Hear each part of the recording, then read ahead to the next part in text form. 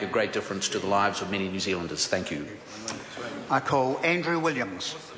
Thank you, Mr Speaker. I take a call on behalf of New Zealand First for the third reading of the Customs Excise Tobacco Products Budget Measures Amendment Bill. We, New Zealand First, will support the first part of this bill, the Customs Excise Bill, but we also do oppose the 6 other bills in relation to the indexation. And in relation to this, perhaps we could just explain again for the benefit of the people out there who may be a little bit confused as to why there are 7 bills wrapped into this. The other 6 bills basically serve to remove the CPI indexation from tobacco in terms of the tobacco relation in the CPI, so that the increases in student allowances, the increase in children, young persons and their families support, income tax for working for families support, New Zealand superannuitants, also social security and war pensioners, basically who have the annual CPI adjustments, will find that they will not get the full CPI because the CPI will, under these bills, exclude tobacco from their CPI assessment. And in that respect, it is somewhat discriminatory, Mr Speaker, that many New Zealanders, thousands of New Zealanders who have nothing to do with smoking and are non-smokers, in a sense will be receiving a small amount less in their pensions because of the fact that tobacco is going up by a significant amount, 10% each year, but that is being removed from the equation when the CPI indexation is assessed. And it is, Mr Speaker, in a sense also penny pinching, in that this has not occurred in the past, and it is most unusual for a government to start actually pulling out certain aspects of the economy and removing certain aspects in order to help balance its books. And therefore it is being discriminatory, and it is punishing many of those who can least afford even a small adjustment in the CPI indexation. This week, Mr Speaker, has been the National Conference of the Royal New Zealand Return Services and Services Association, and it is very interesting that one of the major concerns of return servicemen and servicewomen have been the aspect of their pensions. This government this week has announced some measures to support the War Pensions Review conducted by the Law Commission. So it is somewhat ironic that while on the one hand we are trying to assist the likes of the war pensioners and indeed many other pensioners, that on the other hand we are penny pinching by making a small adjustment to their CPI because of the fact of cigarettes going up in price by 10% per year for the next 4 years. That is somewhat disappointing and I think was unnecessary. It perhaps reflects on a government that at the moment is having to look at every last cent to balance its books, which included, as we have referred to before, taking something like $14 million from the paper girls and paper boys of this country in a new taxation regime this year.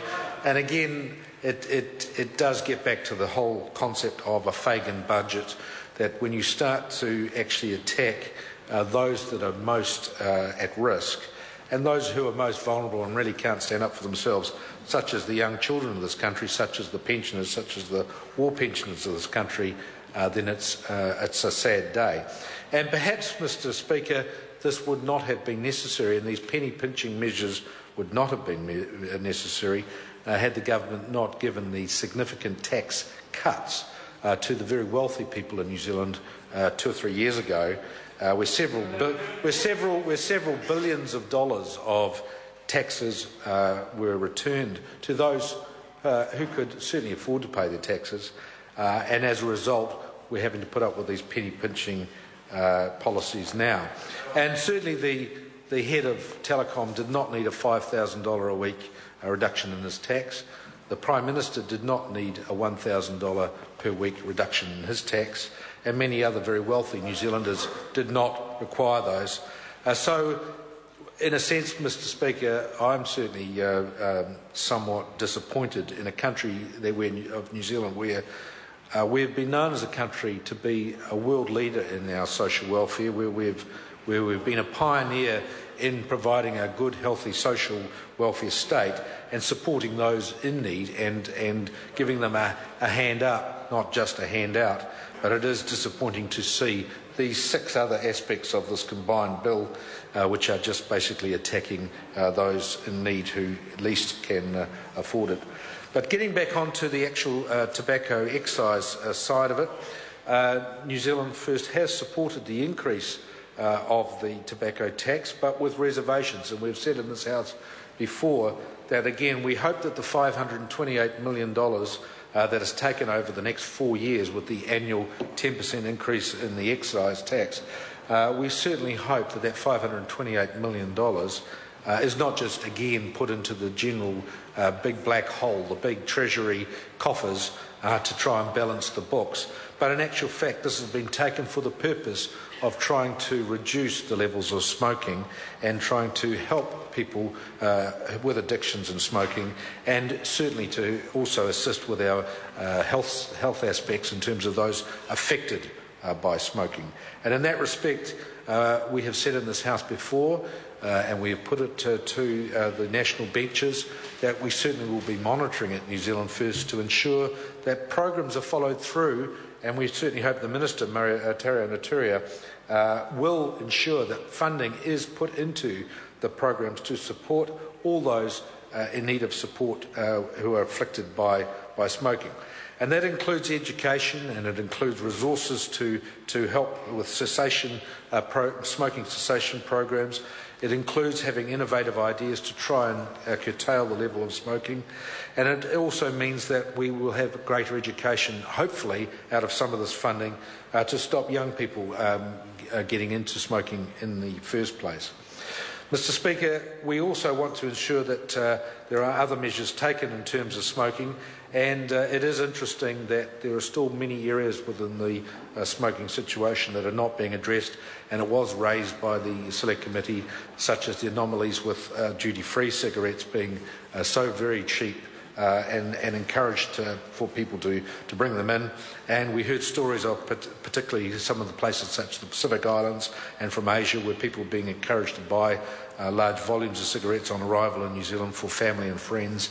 And again, that sends the wrong message. Surely in this country, if we're trying to reduce smoking, and this measure is trying to reduce the levels of addiction, then why are we not also looking at the duty-free side, which Australia across the Tasman has done? And therefore, I hope the government is just really not glossing over this and is not just looking at this as just one more way to make money, to make tax out of those who can least perhaps afford it, and that they are genuinely taking this as a disincentive for people to take up or continue smoking, and that they are genuinely interested in the health aspects.